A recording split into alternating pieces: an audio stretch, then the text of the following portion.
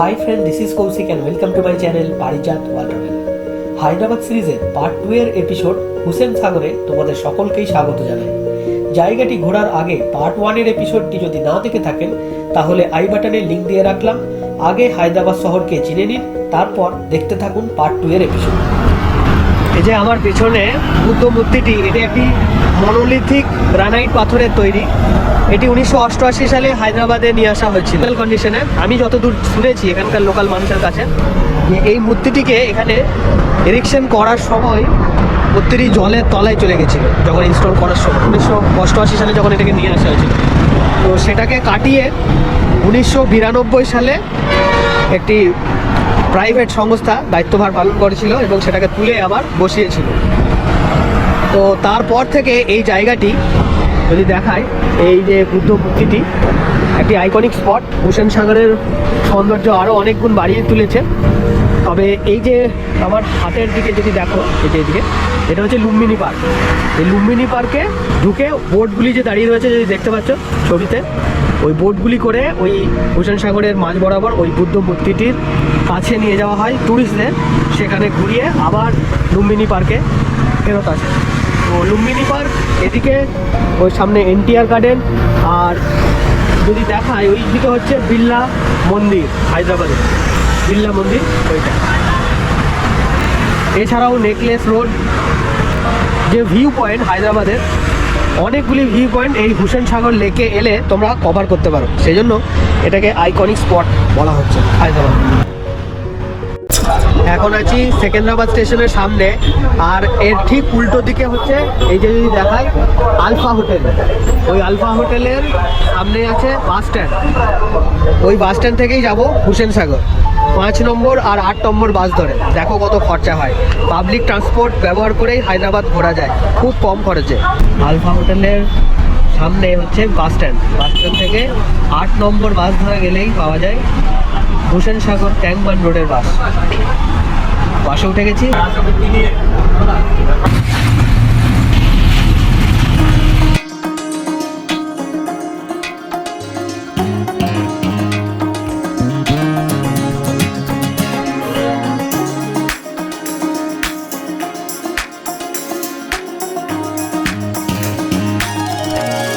এসে পৌঁছলাম হুসেন সাগরের ট্যাঙ্ক বান্ড রোডে।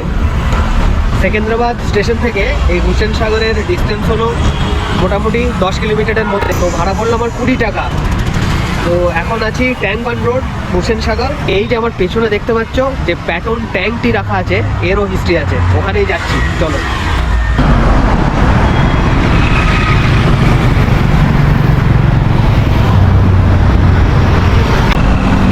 আমার পিছনে এই যে M47 প্যাটন ট্যাঙ্কটি রয়েছে, এটি হচ্ছে 15 থেকে 17 ডিসেম্বর 1971 সালে যখন বসন্তের যুদ্ধ হয়েছিল, তখন ভারতীয় সেনাবাহিনী পরাজিত করেছিল পাকিস্তানের সেনাবাহিনীকে। তখন এই ট্যাঙ্কটি M47 আমেরিকান প্যাটন ট্যাঙ্ক, এটিকে নিষ্ক্রিয় করা হয়েছিল। এরপর এই M47 প্যাটন ট্যাঙ্কটিকে 54th ইনফ্যান্ট্রি রেজিমেন্ট হায়দ্রাবাদ সিটিকে ওয়ার ট্রফি হিসেবে এই ট্যাঙ্কটিকে গিফট করে।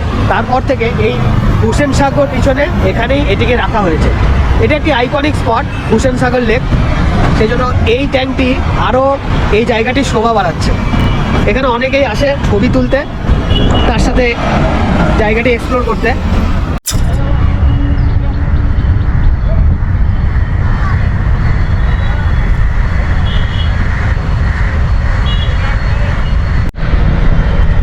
এই হলো হুসেন সাগর লেক। অ্যাকচুয়ালি 1562 সালে ইব্রাহিম কুলি কুতুব শাহ এই লেকটিকে বা এই হ্রদটিকে আর্টিফিশিয়ালভাবে, কৃত্রিমভাবে তৈরি করেছিলেন। তো তৎকালীন সময়ে এই জায়গাটির মানে এই হ্রদটি খনন করার জন্য খরচ হয়েছিল 7 লাখ টাকা। বেসিক্যালি হায়দ্রাবাদ বা সেকেন্দ্রাবাদকে যে কানেক্ট করছে, এটার যে সংযোগ স্থল, সেটাই হচ্ছে এই হুসেন সাগর লেক। অর্থাৎ এটার এই পাশটা যদি দেখি তাহলে এটা সেকেন্দ্রাবাদ পড়ছে, আর এটা হচ্ছে ডান পাশেরটা হায়দ্রাবাদ। এই হ্রদটি করা হয়েছিল এখানকার পানীয় জল সরবরাহ করার জন্য। এই যে হ্রদটি, এটা অ্যাকচুয়ালি মুসি যে রিভার আছে, মুসি রিভারের যে উপনদী আছে তার সাথে এই হ্রদটি কানেক্টেড।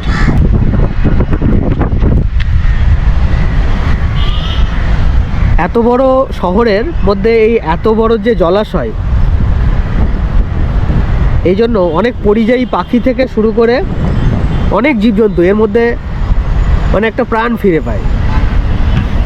এর সাথেই নেচার লাভার অর্থাৎ মানুষের বসার জন্য সুন্দর পার্কের ব্যবস্থা আছে, যেখানে নির্বিঘ্নে বসে সময় কাটানো যায়। ভিডিওর শুরুতেই আমি তোমাদের বললাম হুসেন সাগর লেক হচ্ছে হায়দ্রাবাদের একটা আইকনিক স্পট। এর কারণ হলো এই যে হুসেন সাগর লেক, এর যে 11 মাইল এর সার্কামফারেন্স মানে এর পরিধি, মানে এই গোটা লেকটিকে যদি তোমরা চারপাশ হেঁটে বেড়াও তাহলে তার পরিধি হচ্ছে 11 মাইল। বুঝতেই পারছো কত বড় লেক এটি। তো যদি দেখাই, লেকের ঠিক মাঝ বরাবর ওই সাইডে ভারতের ন্যাশনাল ফ্ল্যাগ উঠছে। এদিকটা যদি দেখি, ওই পারটা ওইদিকে আছে necklace road, Lumbini park, NTR garden. আর ওই যে যদি দেখতে পাচ্ছ যে মূর্তিটি বসানো হয়েছে এখন বর্তমানে, এই 1 বছর হলো, ওটি হচ্ছে ডক্টর বি.আর. আম্বেদকরের মূর্তি। বর্তমানে এটি ভারতের সবথেকে সেকেন্ড লার্জেস্ট আম্বেদকরের মূর্তি এটি। এই পাশটা যদি দেখো, এটা হচ্ছে বুদ্ধ স্ট্যাচু। এই স্ট্যাচুটিরও একটি আলাদা বৈশিষ্ট্য আছে। আর এই হলো 18 মিটার উঁচু মোনোলিথিক বুদ্ধ মূর্তি, যেটির পাথরটি জিব্রাল্টার থেকে আনা হয়েছিল 1988 সালে। প্রায় 200 জন স্থাপত্যশিল্পী তাদের হাতের কাজ এবং প্রায় 2 বছরের পরিশ্রমে নির্মিত হয়েছিল এই বুদ্ধ মূর্তিটি। ওজন হলো 450 টন। তবে 1992 সালে এই বুদ্ধ মূর্তিটি স্থাপিত হয়েছিল, কারণ ইরেকশন করার সময় এটি জলে ডুবে যায়, তাই আবার এটিকে তুলে স্থাপন করা হয় 1992 সালে। হুসেন সাগর হ্রদের প্রায় মধ্যবর্তী জায়গায় এটি স্থাপিত হয়েছে। বুদ্ধ মূর্তিটির কাছে যাওয়ার জন্য তোমাকে এন্ট্রি করতে হবে লুম্বিনী পার্কে, আর সেখান থেকেই বোট ভাড়া করে গৌতম বুদ্ধকে ছুঁয়ে আসা যায়।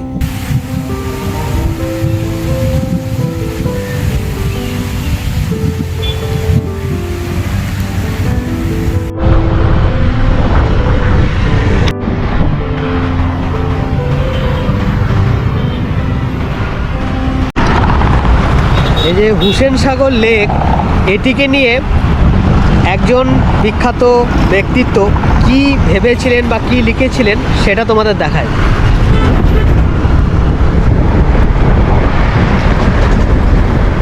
সরোজিনী নাইডু তিনি কি লিখেছিলেন হুসেন সাগরকে নিয়ে।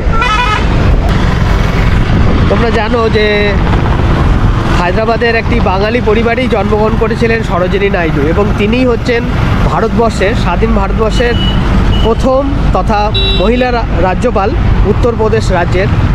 তিনিই ছিলেন সরোজিনী নাইডু। তো তার জন্ম এখানেই হায়দ্রাবাদ শহরে। তো তার জীবনের সাথেও এই হুসেন সাগর লেক ওতপ্রোতভাবে জড়িয়ে আছে। সেই হিসাবেই ওই সৌধটি এখন, ওই লেখাটি ওনার স্মৃতিতেই এখানে বসানো হয়েছে।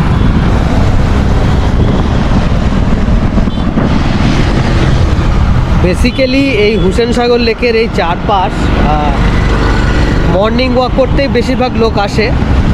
মর্নিং ওয়াক, যোগা, অনেক কিছু অ্যাক্টিভিটি সকালের দিকে এখানে দেখা যায়। মানে এত বড় শহরের মধ্যে যদি বুক ভরে কোথাও অক্সিজেন নিতে হয়, তাহলে তার সবথেকে ভালো ঠিকানা হলো এই হুসেন সাগর লেকটি। তো সকালের যে পরিবেশ এখানে, সেটা অন্যরকম। অনেকেই আসে ছুটির দিনে আড্ডা মারতে, একটা রিল্যাক্সিং টাইম স্পেন্ড করতে, এখানে স্পেন্ড করতে।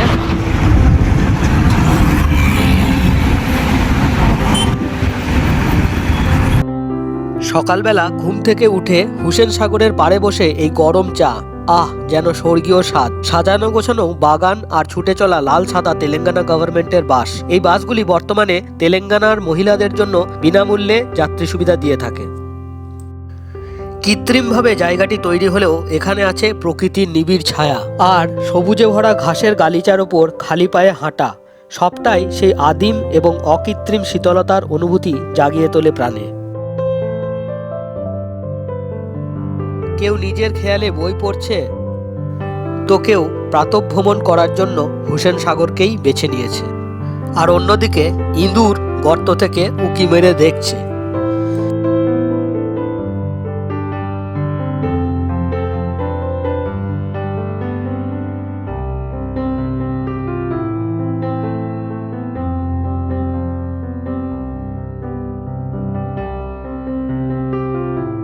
রাস্তার দুপাশেই আছে বিভিন্ন মনীষীদের মূর্তি এবং এনাদের গল্পকথা। তবে হঠাৎ চোখ পড়ল আমাদের প্রাতঃস্মরণীয় স্বামীজির মূর্তি। বাঙালি জাতির গর্ব যেন এভাবেই যুগের পর যুগ আমরা ধরে রাখতে পারি আমাদের কর্মের মাধ্যমে, এই আশাই রাখি। হায়দ্রাবাদের যেখানেই তাকাবে সেখানেই কিন্তু পায়রার ঝাঁক দেখতে পাবে, তাই এই জায়গাটিতেও এটি খুব সাধারণ ব্যাপার। এইভাবেই ঘুরতে ফিরতে আলাপ হয়ে গেল স্ট্রিট ফটোগ্রাফার এক আগন্তুকের সাথে। Hi, this is my new friend Krishna. Hi guys. Let's introduce. Hometown is Hyderabad. Hometown is Hyderabad. Spend করতে, তবে ইভিনিংতে এর দৃশ্য অন্যরকম হয়। শহরের ভিতরের যে কনজেস্টেড এলাকা সেখান থেকে বেরিয়ে ফ্যামিলি সহ ছোট ছোট বাচ্চাদের নিয়ে এসে এখানে হ্যাপি বার্থডে বা ক্রিসমাস সব কিছুই পালন করতে আসে এই জায়গাটিতে। এই যে লেকের পাশ দিয়ে ওয়াকিং হাঁটা ট্র্যাক করা আছে, এইভাবেই ঘুরে বেড়ায়।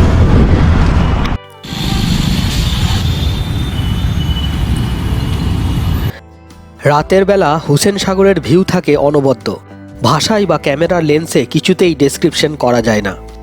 হৃৎপিণ্ড আকৃতির এই হুসেন সাগর হ্রদ রাতের বেলা সেজে ওঠে বিভিন্ন আলোকমালার মায়ায়।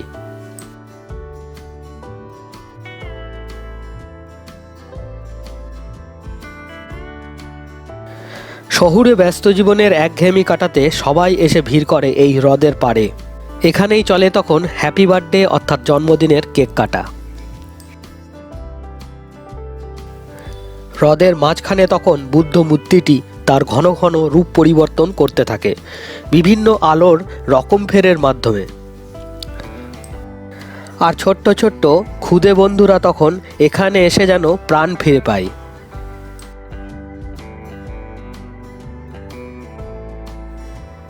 পর্যটকরা লুম্বিনী পার্কের মধ্যে দাঁড়িয়ে থাকা বিভিন্ন বোটে করে চড়ে হ্রদের জলের বুক চিরে ছুটে যায় ভগবান বুদ্ধদেবকে ছুঁতে। রাতের লুম্বিনী পার্ক, এখান থেকেই বোট ভাড়া করে যাওয়া যায় ওই হ্রদের মাঝখানের বুদ্ধ মূর্তিটির কাছে।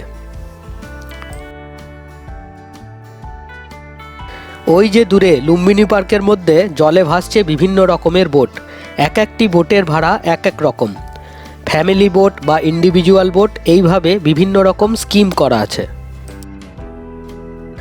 রাস্তার দুপাশেই নজরে আসবে বিভিন্ন খাবারের ফেরিওয়ালা।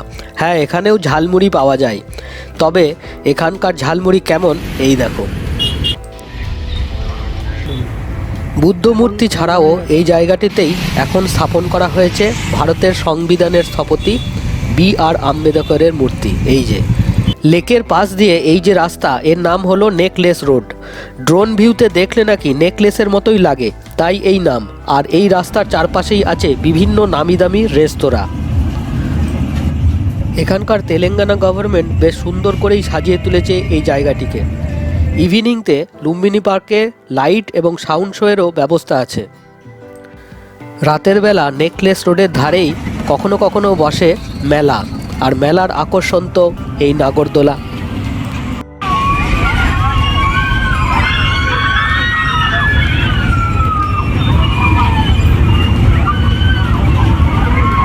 এইসব দেখার পর লেখাটি যথার্থ। যাই হোক, এত বড় ব্যস্ত শহরের প্রায় মধ্যবর্তী জায়গায় এই রকমের একটি আমোদ প্রমোদ এবং বিনোদনের একটি আকর্ষণীয় জায়গা হয়ে ওঠার পিছনে তেলেঙ্গানা গভর্নমেন্টকে অবশ্যই একটা ধন্যবাদ জানাতেই হয়।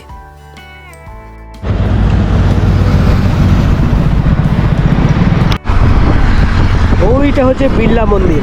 এখান থেকেই অটো রিজার্ভ করে 150 টাকার মধ্যেই চলে যাওয়া যায় বিড়লা মন্দির। রাস্তার দুই ধারেই এই গাইড করার জন্য এগুলি বসানো আছে, এগুলো দেখে দেখে এই জায়গাটি সম্পর্কে সমস্ত ধারণা তৈরি হয়। আমি কৌশিক ওরফে পারিজাত, আর তোমরা দেখছো আমার চ্যানেল পারিজাত ওয়ার্ল্ড ট্রাভেল। ভিডিওটি দেখার পরে তাই যদি ভালো লেগে থাকে অবশ্যই লাইক শেয়ার এবং কমেন্ট করতে ভুলো না। যদি নতুন হও তাহলে প্লিজ সাবস্ক্রাইব করো, আর তার সাথে অবশ্যই পাশের বেল আইকনটি প্রেস করো, যাতে পারিজাত ওয়ার্ল্ড ট্রাভেল যখনই নতুন কোনো ভিডিও আপলোড করবে তার ইনস্ট্যান্ট নোটিফিকেশন পৌঁছে যেতে পারে তোমাদের কাছে। ততক্ষণ ভালো থেকো, সুস্থ থেকো, আর আমি যেটা বলি অপরকেও সুস্থ রেখো।